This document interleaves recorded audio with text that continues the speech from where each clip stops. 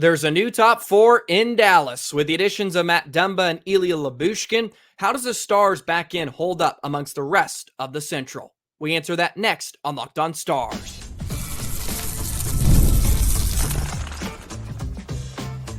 You're Locked On Stars, your daily podcast on the Dallas Stars, part of the Locked On Podcast Network. Your team every day.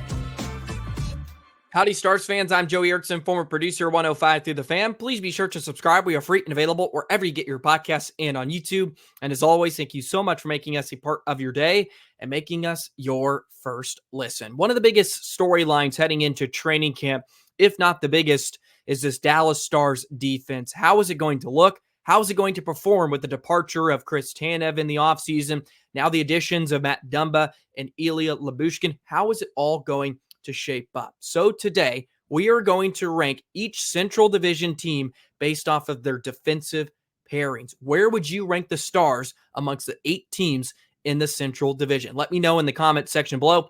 Hit the like button, hit the subscribe button, and notification bell. Never miss an episode. Let's jump right in to a jam-packed Monday on Locked On Stars. Today's episode is brought to you by FanDuel. Now through September 22nd, all FanDuel customers can bet $5 and get a 3-week free trial NFL Sunday ticket from YouTube and YouTube TV. Visit FanDuel.com/LockedOn to get started. Before we hop into my rankings, I do want to share a bit of personal news. I have been holding off on this announcement for about a week or so, but it's official now. I have yet to move. Obviously, still have the same background for those of you who watch on YouTube, but I will be the new broadcast and media relations manager for the Corpus Christi Ice Rays in the North American Hockey League. For those of you who do not know as well, I'm a play-by-play broadcaster. I was in the North American Hockey League last season with a different team, and now I've got an opportunity with a different team here in Texas, which I'm really, really excited about. I'm stoked to get down there, enjoy the beach a little bit. The arena looks really, really awesome, and I'm just excited to get back in the booth and start calling some games. It's not going to change anything here on Locked On Stars. I pretty much did the same exact role last season, and I still do Locked On Stars every single day. I watch all the Stars games. Sometimes I have to watch them after my games due to some scheduling requirements, but nothing else will change. I love doing this. I adore doing this. The community is fantastic, and I love all you Locked On Stars listeners. So thank you for all the love and support throughout the last year. It's actually coming up on my 1-year anniversary here next month of doing Locked On Stars. It's been an absolute blast. So really, really, really appreciate all of you out there that listen every single day. But anyways, that's enough about me. Let's jump in to some Central Division rankings based off D pairings. The NHL Instagram tweeted these out, and they did projected defensive pairings. So I thought, let's go ahead and rank them like we did the top 6 for each Central Division team about a week ago. So the projected Dallas Stars defensive pairings, they have Heiskanen, Harley with Lindell, Dumba, and then Lundkvist and Lyubushikin. Lundkvist and Lyubushikin, I do not see that working out. And frankly, I don't see that happening at all. I could be completely wrong, but Lundkvist and Lyubushikin brings up a lot of questions. Number one, you don't trust Lundkvist very much. And we know Lyubushikin has some weaknesses in his game. Is that really the best solution to pair him with Nils Lundkvist? I think Heiskanen is going to be on his strong side finally, but I could definitely see Pete DeBoer and the staff wanting to keep Heiskanen and Harley together because when it comes to expected goals percentage, they're one of the best in the NHL. And when it comes to expected goals against as well, they're one of the best in the NHL. They're just a really, really solid pairing, and they have a lot of firepower. But I want to start with my rankings. Number 1, I have to give it to Colorado. Devon Toews and Cale Makar, probably one of the best pairings in all of the NHL. Makar is definitely the best defenseman in the NHL. Toews is right up there. He's so strong. This pairing is about as strong as it gets. You have Girard and Manson to round out their top 4, and then DeHaan and Brandstrom. Maybe not as deep as Dallas, but when you talk about the ceiling and how good their top pairing of Makar and Toews is, you have to give them the edge. And Girard and Manson are really, really good as well. Don't get it twisted. I think Colorado has the best projected defensive pairings heading into next season. And you have to give them the edge with Makar. He's so good what he can do in all three facets of the game. And Taves allows Makar to be Makar. And those two have been together now over the past couple seasons, and they have been dominant on both ends of the ice. I give Nashville the edge here at number 2. I think it's really, really good, and they're going to be a team to mess with, especially towards playoff time if they find themselves in the mix, which I think they are. This back end looks really nice. Brady Shea and Roman Josi together. We all know what Josi can do, a perennial top candidate in the Norris Trophy voting. Shea was really good offensively when paired with Pesce.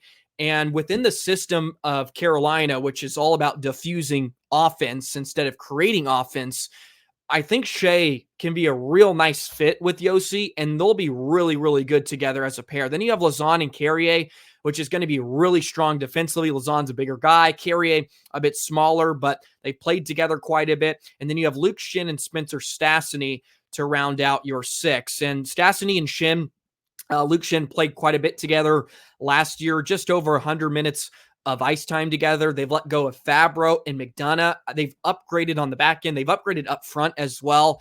I give Nashville the edge over Dallas. Obviously, the loss of Chris Tanev is huge, but as much as I give the edge to Colorado because of Makar, I feel like you have to do that with Miro Heiskanen and what he has been able to do. He is so good, continues to establish himself as one of the best defensemen in the NHL, even though he hasn't cracked the top 5 in Norris Trophy voting, as I made apparent just last week. Heiskanen and Harley, of course, who stepped onto the scene, they will be a strong pairing if they're together. However, I don't know if that pairing allows the Stars to be effective as they want to defensively, because you're putting your 2 best defensemen together. Lindell had a really nice bounce back year, and they have him here paired with Matt Dumba. I don't know if Matt Dumba is going to be the perfect partner for Lindell, but I can definitely see where the NHL is coming from. This could be your shutdown defensive pairing, right? This could be your Lindell Tanev pairing from last season. But let's be honest, that's probably not going to happen. Lindell and Tanev were extremely good, and when you look at their expected goals percentage, they were second amongst all defensive pairings at 67.1%. Like, they were one of the best in the NHL, and they didn't play a ton together, just over 200 minutes, but their expected goals against was 4.9. And we all know how effective Chris Tanev was last year in this system with Dallas. Is Matt Dumba going to find his game, and can he enhance Esa Lindell? My concern is with that pairing specifically, Lindell and Dumba, is if Lindell retreats back to what he was a few years ago, it's not as strong with a partner like Klingberg or Tanev, you could see a real dip in their play, and that pairing could be a problem, especially if Dumba is not going to be as strong in the Stars system as we've seen him in years past, or he's just not going to find his game, and he's going to struggle like he did at points last year with Arizona. Obviously, Arizona, completely different team. The Stars are set up better. Dumba should be in a better situation, but Dumba and Lindell does not feel like the best pairing. That's why I've been on the record of saying I think it's Heiskanen and Lyubushikin. You get Miro on his strong side. Then you compare Lindell with Lundkvist. You give Lundkvist a veteran partner like Lindell, whose job is to just suffocate opponents. His plus minus has been extremely good over the past few seasons. I saw this number a few days ago. I think Lindell has the 3rd or 2nd highest plus minus in franchise history throughout his career. I think it's just behind Zubov and maybe Modano. Like, he's been really good. And I know plus minus is not a great statistic to always measure defensemen by or measure their whole game. But anyways, Lindell and Dumba would certainly be interesting. And I think if you have Lindell with Lundkvist, it gives Lundkvist a partner that is a veteran guy that, of course, wants to be defensive minded. That can allow Lundkvist to do what he wants. He can be active, but also have someone that can sort of shelter him, because let's be honest, Lundkvist is going to need some sheltering unless he makes another step, which is possible in the offseason. He could step up and then maybe doesn't need quite as much sheltering as he did in the postseason to point out, right? Maybe he doesn't need to be sheltered like we saw, and he was only playing 4 to 5 minutes a game. So I have Colorado, Nashville, Dallas. I think I give the edge to Minnesota here at number 4. I think really, really underrated. Brodin, he's just underrated as a come. Faber is their new number 1. Middleton and Spurgeon, it's a really good top 4. They played a lot together last year. They are very effective, and Spurgeon missed quite a bit of time as well. They have Chisholm and Bogosian to round out their top 6. I have Winnipeg here. I think they're underrated too. DeMello and Morrissey, that's going to be really strong. Pionk and Sandberg, 2 guys I really like. Stanley and Colin Miller, a former Dallas Star. I have the Jets at number 5. And then I give Utah at 6, who I think is underrated too. Sergachev, Dursey, Valimaki, Marino, Cole, and Kesselring. And then you round out your 8 with St. Louis and Chicago. I think you could flip-flop Chicago and St. Louis as well. St. Louis looks like they may struggle. Parayko, Leddy, Suter, Falk, Broberg, and Kessel. Those are some older players in your top 4 that you're going to ask big minutes of. Leddy and Parayko, and then Suter being your top 4, which thankfully the Stars didn't need him to be in their top 4 after they acquired Tanev. And finally, right, we waited for that forever. But yeah, so he's going to slot in. And then Broberg, who of course was just taken from Edmonton with an offer sheet. So that would be my rankings. I got Colorado, Nashville, Dallas. Even though I think they take a step back, I think they're still going to be effective. Minnesota 4, Winnipeg 5, Utah is going to be really, really interesting. And then St. Louis and Chicago as well to round out my top 8. So I'm really, really intrigued to see in training camp what the solution is to Miro on his off wing and Harley number 1.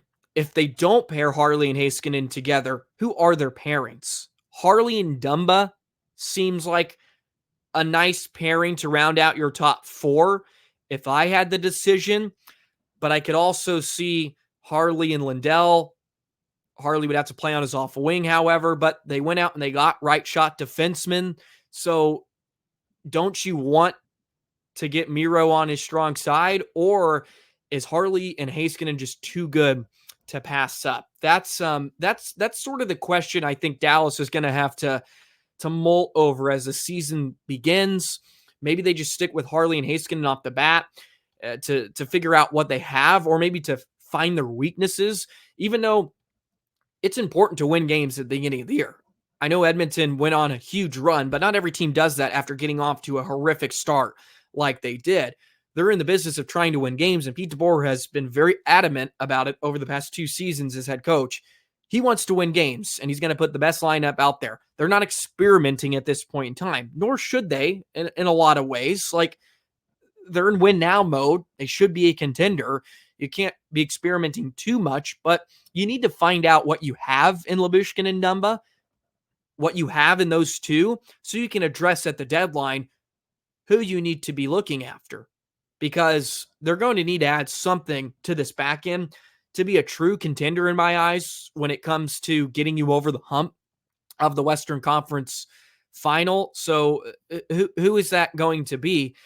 Because I don't necessarily love this projected pairs of Heiskanen, Harley, Lindell, Dumba, Lundkvist, and Lyubushikin. That leaves me a bit pessimistic. And I've been a bit more positive as the months have gone on since free agency. So we'll see how it all shapes up. I'm excited for training camp to see who plays with who and get an idea of how Pete DeBoer and the staff are going to deploy the back end, because it truly is the make or break of the Stars team, right? Ottinger, of course, you need your goalie to play well, but this defense, man, it didn't get addressed at the beginning of last season. And Fortunately, the Stars offense was just scoring in bunches, and I think they outscored a lot of their problems. Hopefully it isn't the case of Dallas not being able to do that this year. And I kind of predicted this after the Dumba and Lyubushikin signings. I just don't want to get caught in November and this coaching staff and the front office just trying to like force feed us that, this is the group we want. This is, they're fine. Like this is, regardless of the standing, they're a good team, right?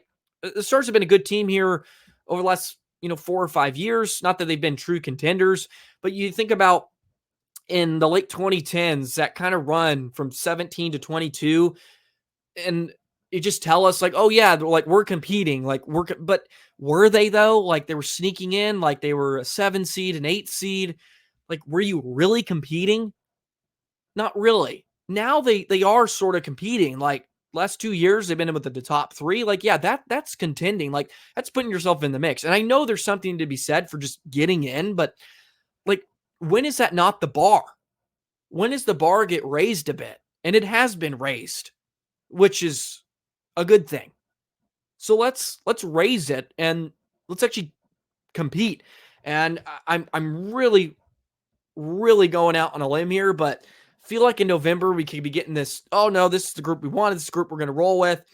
It's fine. We're competing, and yeah, the standings might be good, but like we know it isn't going to be good enough because we've seen it over the past few seasons. And they got to the Western Conference Final without Chris Tanev.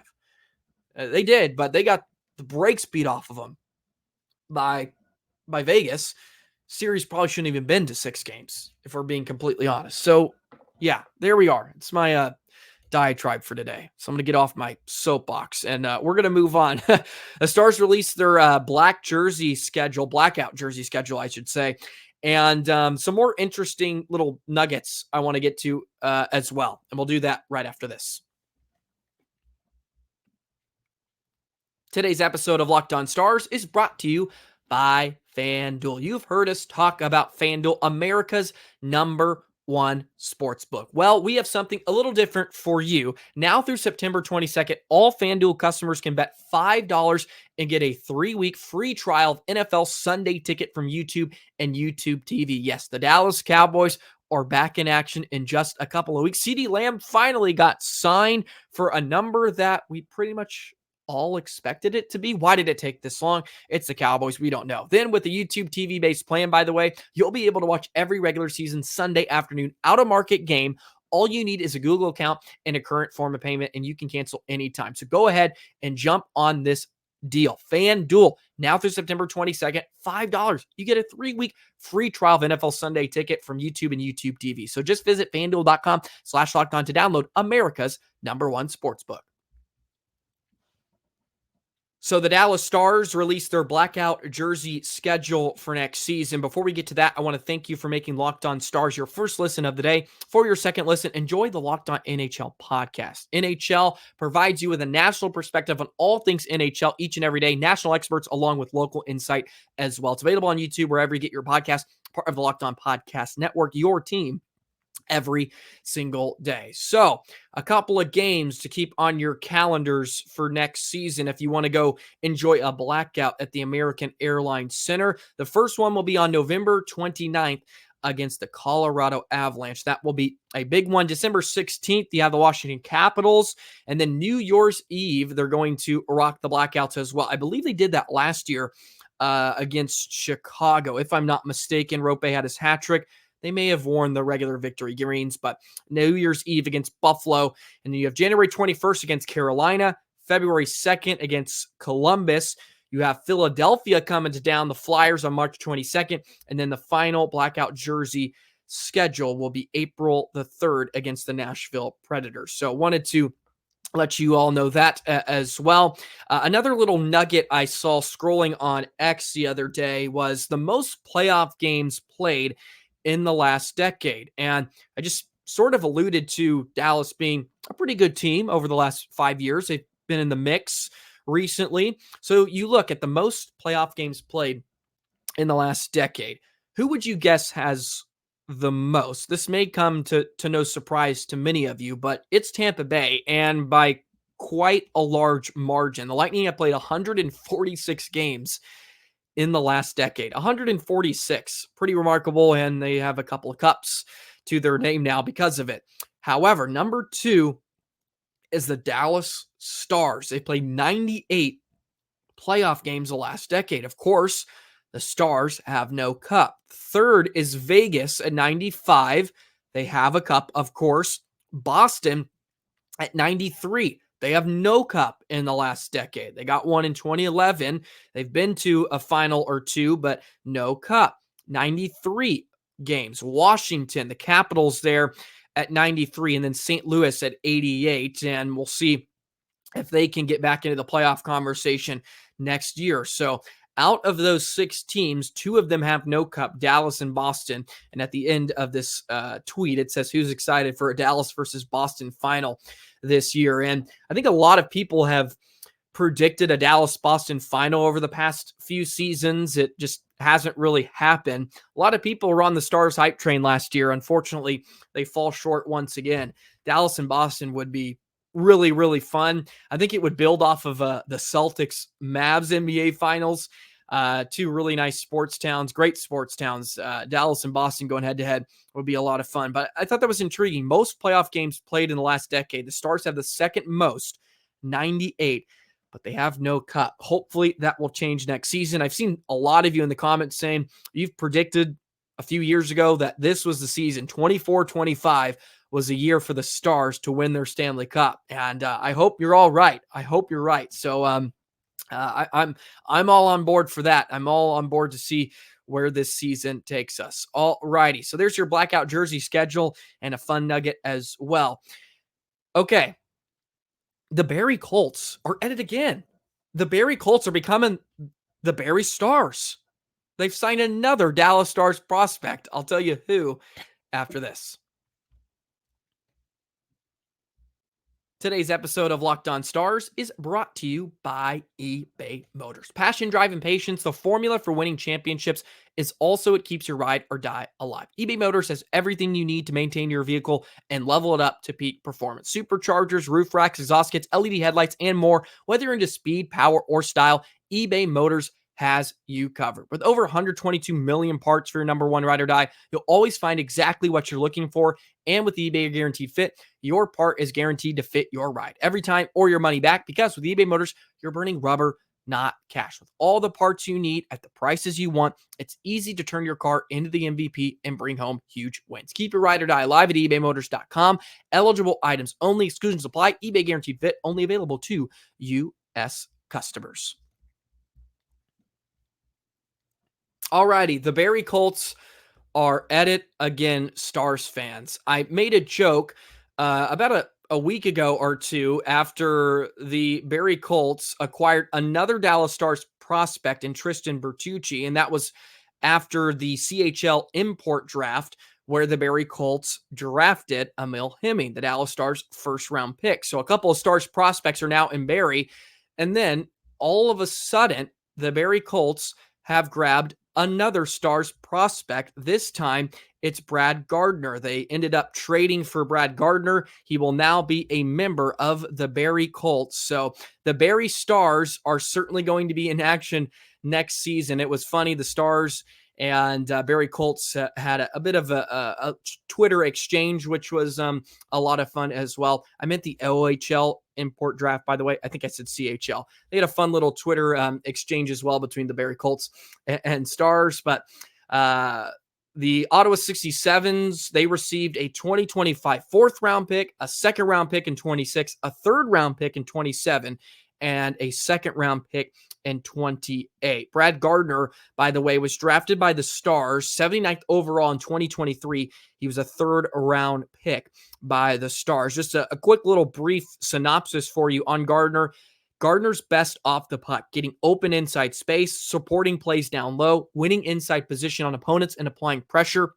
When the puck arrives, he passes to an open teammate and relocates for the return feed, occasionally adding a bit of flash to his touches, but the off-ice But the off-puck game doesn't have to be the only way that Gardiner impacts the game. He has an NHL shot launching pucks from tricky positions. That was from Elite Prospects, their 2023 NHL draft guy. He's had a couple of nice years in the OHL.